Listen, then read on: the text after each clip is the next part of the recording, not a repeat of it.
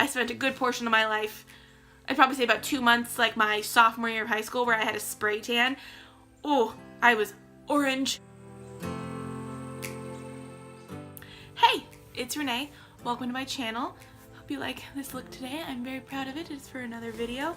But today I wanted to sit down and kind of talk about more makeup stuff because I'm really into makeup. And today I kind of wanted to talk about, I have 5 products that I bought because they were super hyped here on YouTube, and I kind of regret buying them. Like, one of them I do use sometimes, and there have been ones that I have used a lot and then kind of figured out that I didn't like. But yeah, I kind of wanted to just kind of explain my reasoning for each thing and just kind of show you the things that I think that a lot of YouTubers and just people in general have overhyped just for me. I bought them and they just didn't really work out for me, or they just weren't what I expected. But yeah, if you'd like to see these products, stay tuned and we'll get into it. So for the first product, this is one of those ones that is kind of an oldie classic on YouTube. It's the Maybelline Instant Age Rewind dark circle, like eraser dark circle treatment or whatever. So maybe it's just me and I have too dark of under eyes or too dark circles. I just don't really feel like it does actually cover up my dark circles. Like, for that reason, like for under eyes, I feel like it doesn't really do anything. I feel like it does a really, really good job for like covering up acne spots. The only problem is it, on me, it oxidizes even if I set it, no matter what powder I use. If it didn't oxidize, it would be a totally awesome product for me because the formula is pretty nice. It is kind of not, like I said, it's not great underneath the eyes. For me, I feel like no concealer is truly perfect under the eyes. This one just doesn't really provide the coverage that I need. The moisture, like the moisturizing aspect is really nice, but it just doesn't really do it for me. See, you can see I've used a lot of it. I can kind of tell it's just not really my thing. Also, the twisty thing, it like broke like the day that I got it, which was really annoying. I also kind of don't really like the sponge. I feel like it's kind of gross. But yeah, no, I wish it was a little bit lighter because it's kind of dark. Here we go. So here it is in the shade Fair.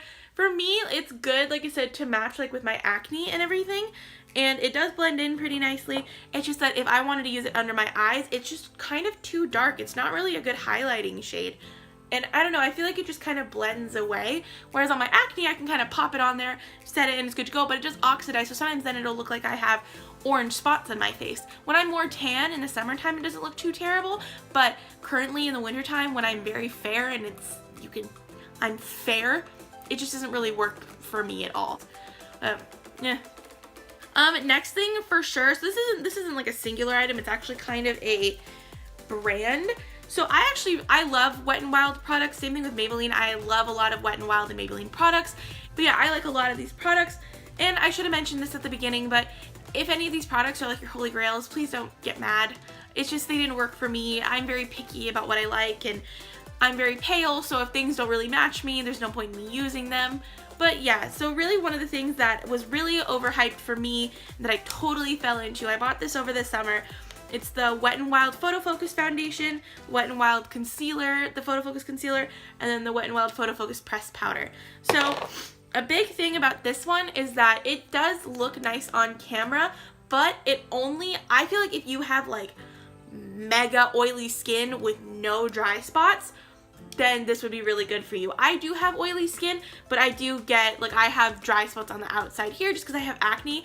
It doesn't really like blur as much as it claims to if you have imperfect skin. If you have perfect skin, you will look airbrushed and flawless and amazing.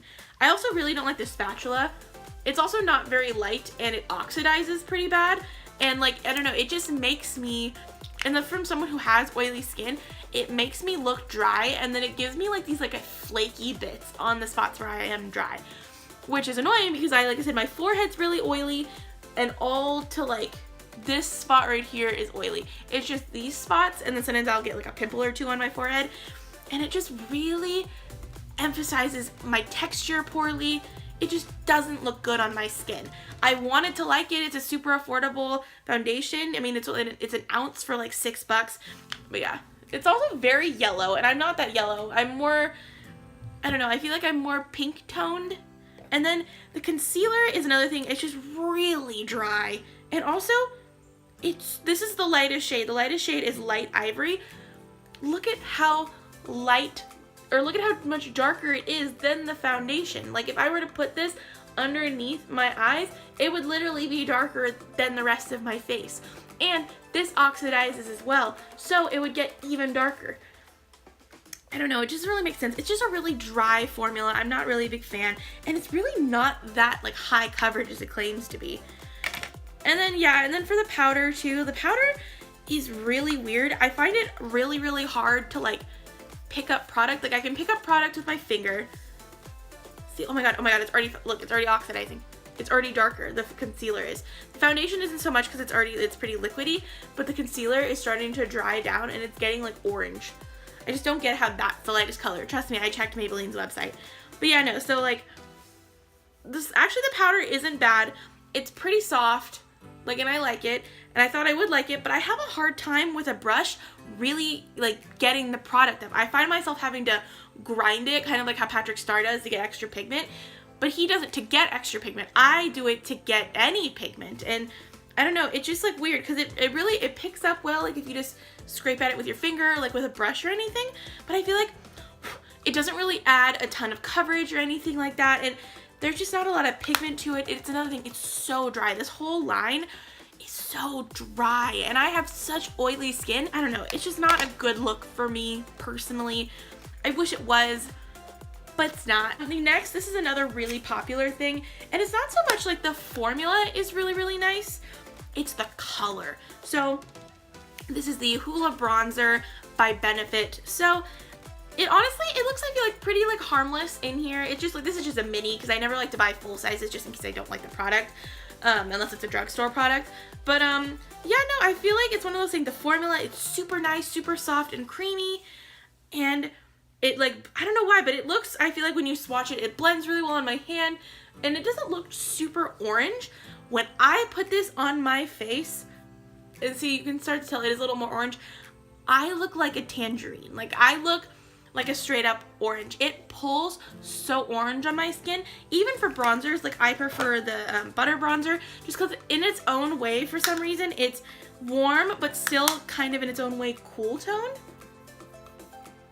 So like you see, like, I don't know, at least on my skin, like it does kind of swatch a little bit warmer like on my hand, but for me, for some reason, the butter bronzer, it just like I have it on right now, and it just pulls a lot more cool on my skin tone, but still gives me that nice that kind of bronze look.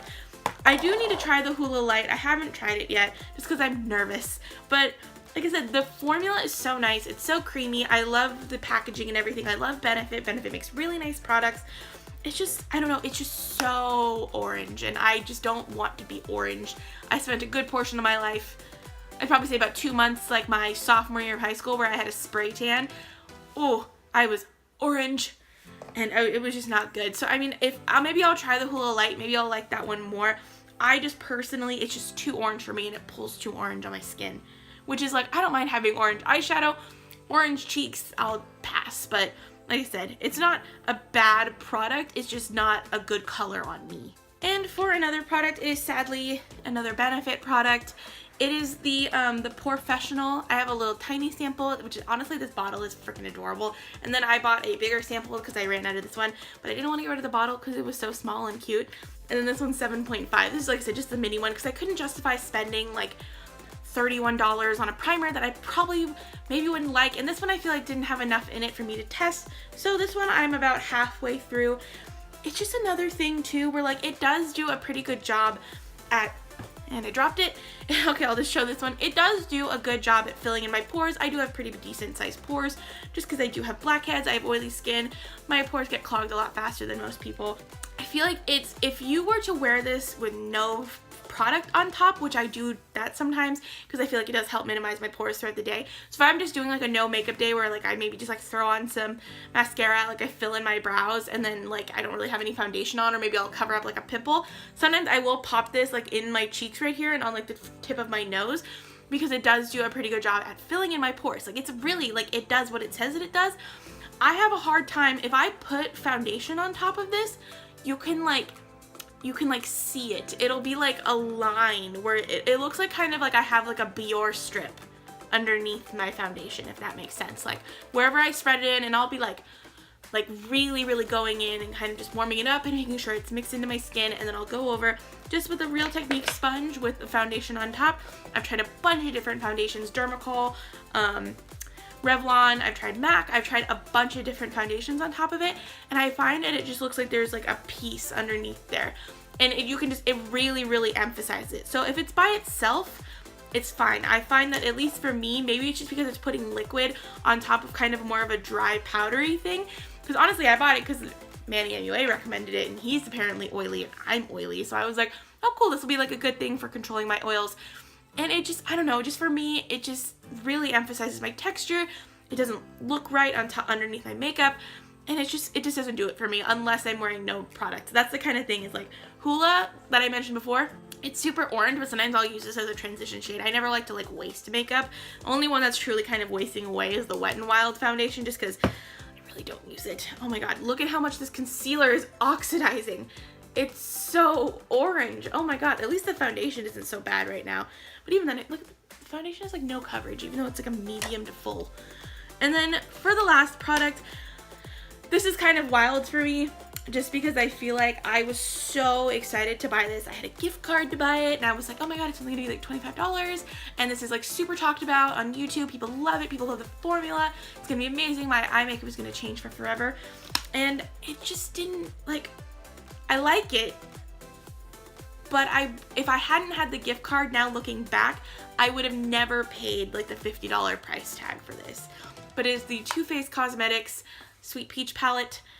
And like, it looks really pretty. Like, I feel like all the colors kind of go together. I really like the purples that when they show up. It's just like, the colors themselves, I found myself just not really ever like wanting to reach for them. Cause like, I don't know, because I don't really wear like white eyeshadows that often. Just like, they don't really get incorporated into my looks. And then peaches are good, but like, having like a light peach shade like this is nice. But usually what I do, I just set my eye makeup with like translucent powder with concealer underneath, and that just kind of acts as a base as its own peach color. Nice. Like, the mattes in here are all super nice except for Delectable. And there's just like a bunch of colors in here. Like, okay, so say like Delectable, Talk Derby to Me, Tempting, is it Peach Pit? Is the other one? No, okay, Peach Pit is nice. But you know, it's Talk Derby to Me, Delectable, Tempting. I don't really get why they exist. Like, Tempting, I feel like swatches nice, like on, like, it's a nice finger swatch, but when you go to like blend it out, it is one of the patchiest eyeshadows. Same thing with like Talk Derby to Me, but Talk Derby to Me is worse. So you're like, oh cool, like that looks dark, here's Talk Derby to Me. And you're like, okay, here, where can I swatch this? And you're like, oh yeah, this is gonna look so nice and dark. You ready for it? Let me see, I'm doing it. Gonna rub it in.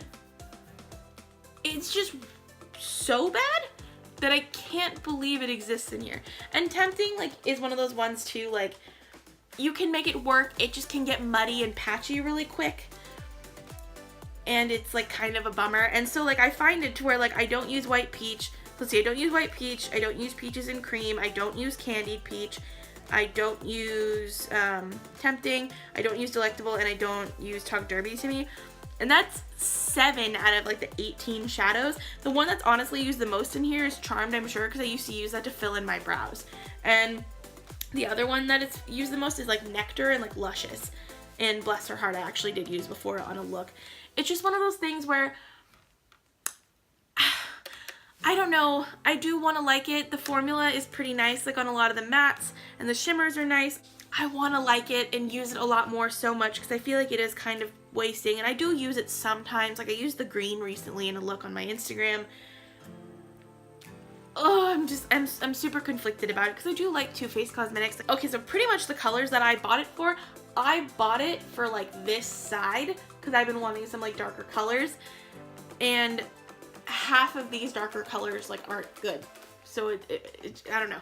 And then like even on this side, like I have so many of these brown colors, but I just liked how it was all coordinated and how it all looked. Like, I feel like it looked really good together.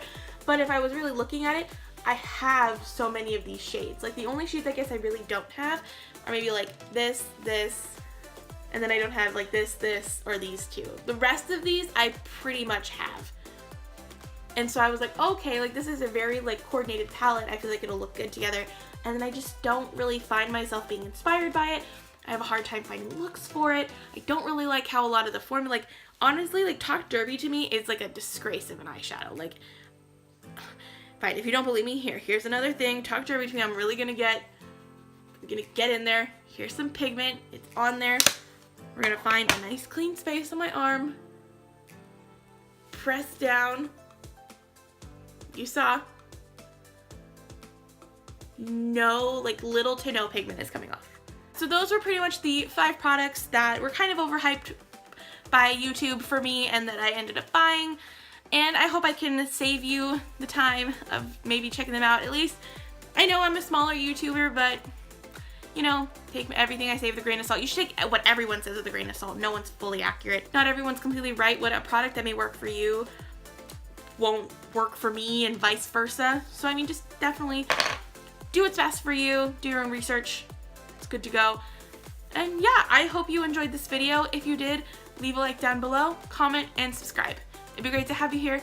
Again, my name's Renee. Thanks for watching. Bye.